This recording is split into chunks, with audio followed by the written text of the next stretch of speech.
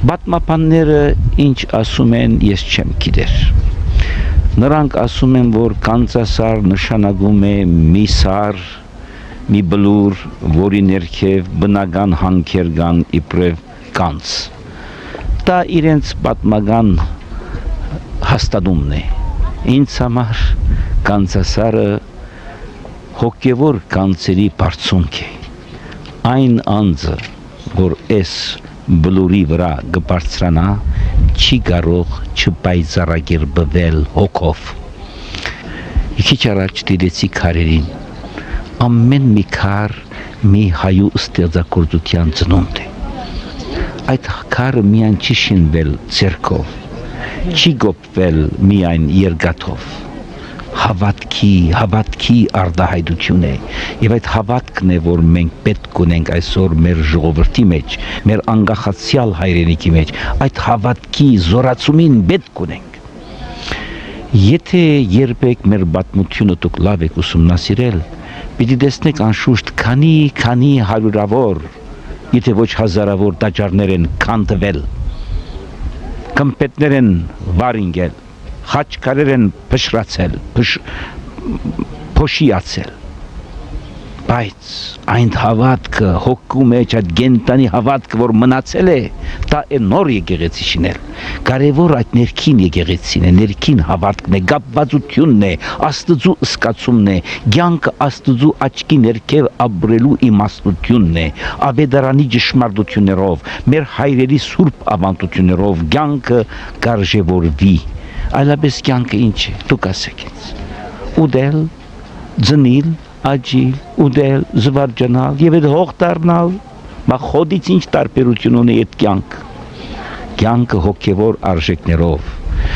օրինակ համար ընտանիքի սրբությունը, աշխատանքի սրբությունը, հողից կյանք անելու Աստծու պատգամը, ինչ է ասել Աստված,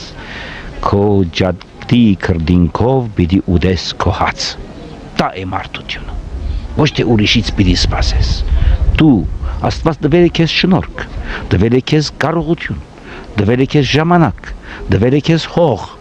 բա ինչի ես սպասում։ Դու քեզանով, դու քո շնորհով Աստծու տված ուժովը պիտի քո կյանքը արժևորես, որովհետեւ երբ դու մարնեղեն գոյություն երբ գնաս, այն ադեն մնաս, դևես իբրև հոգեղեն գոյություն։ Ահավասի քարերը գնացել, մարդիկ գնացել են, բայց իրենց հավատքը մնացել է։ Սիրելի եղբայրներ, քույրեր, զավակներ, պիտի ասեմ մի բան, որ դուք շատ ծանր օրերի միջից անցաք։ Բայց միայն ու միայն անցյալի դխուր դեպքերով չպետք է ընկճվել։ Այո, բադահեցին, բայց հիմա բադահեցավ, անցավ եւ մենք պետք է նայենք կյանքին եւ ոչ թե մահվան, ոչ թե անցյալին, ներկային։ Հետևաբար ես առաջին հերթին հարկանք եմ ընծայում եւ աղոթք եմ անում բոլոր այն երդասարդ քաչ տղաներին, այն սկանչելի մեր քաչամարտիկներին, որոնք իրենց կյանքը տվեցին, որպես իրենց հայրենիքի կյանքը չգործվի։ Մենք նրանց չենք կարող մոռանալ։ Հիմա սակայն երբ խաղաղություն է դիրում, գիտեմ դակավին գադարյալ չէ խաղաղությունը,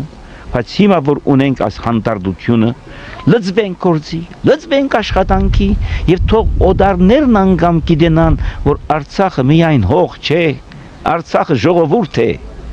Արցախը մարդկություն է, Արցախը ասկություն է, Արցախը հավատք է եւ դրանով է որ հողը արժեք ունի։ Եվ հետևաբար մենք պետք ունենք այժմ լծվելու աշխատանքին։ Մեր քաչամարտիկ հերոսները իրենց արյունը տվեցին։ Մենք որ ապրում ենք հիմա,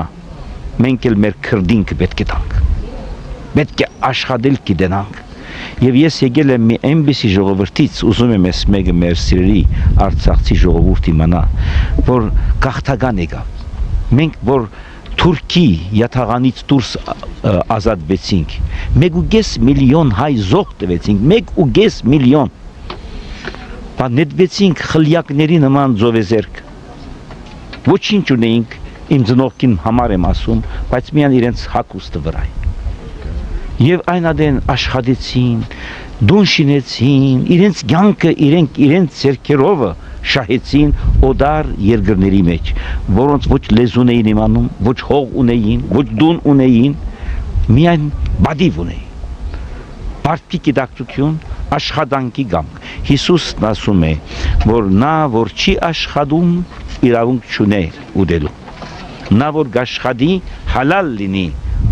արդար լա այդ մարդուն կյանքը եւ ապրուստ։ Հետևաբար